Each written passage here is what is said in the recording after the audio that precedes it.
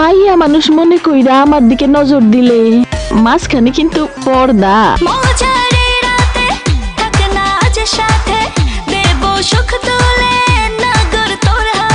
আমি হারামজাদি। জবান সামলা। শাবনূর এখানে চোরের ভূমিকায় অভিনয় করেন, আমি থাকি এসআই।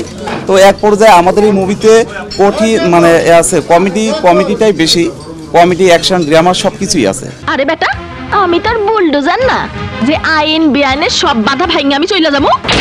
ভাই মারিয়েন না, বডি কন্ডিশন ভালো না। ওকে প্রমোশন দিয়ে দে, সোজা ওপরে। ওই বাপ মুখে আমার নাম উচ্চারণ করবি না। আমার এই আস্তানার নাম চার্মল্যান্ড।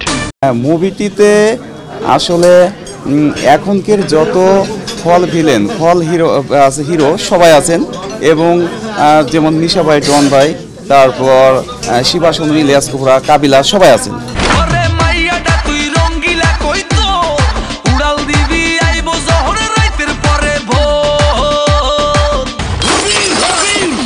আইনের ভাই নেই, বোন নেই, বাবা নেই, মা নেই।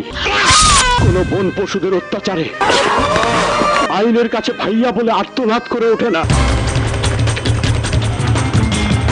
এই সেই মানুষরূপী শয়তান তোর আর আমার সবচাইতে বড় শত্রু।